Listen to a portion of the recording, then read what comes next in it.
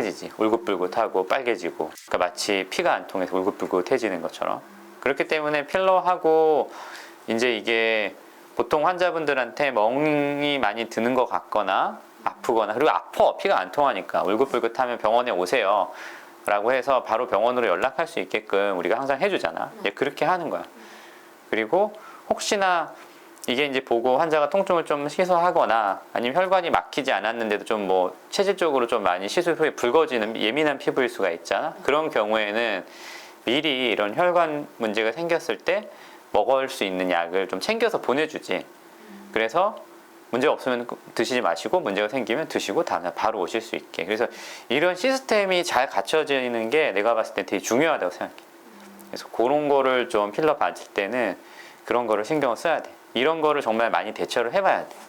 그 자리가 가렵거나 뾰루지가 나는 경우는 내가 생각했을 때는 이제 흔치는 않은데, 이제 필러가 들어가고 나서 이 지연 과민 반응이라고 해서 좀 시간이 지나서 그 필러의 이제 결합 성분 이런 거에 알러지가 생기는 사람들이 있어. 아니면은 이제 균이 같이 묻어 들어갔다가 시간이 지나면서 거기서 이렇게 균이 필름처럼 이렇게 그런 것들을 형성해서 과민 반응이나 염증 반응을 일으키는 경우가 있는데, 그래서 좋은 필러를 쓰자는 거야.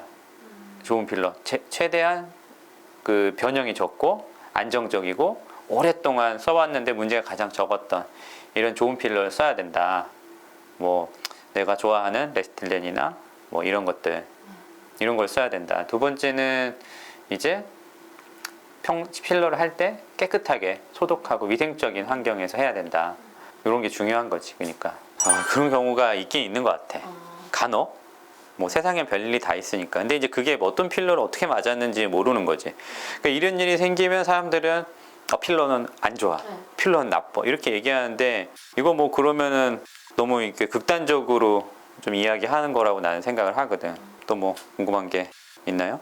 다 나온 것 같은데. 그래? 필러는 뭐 별로 부작용에 대해서는 여러분 걱정 안 하시는구만.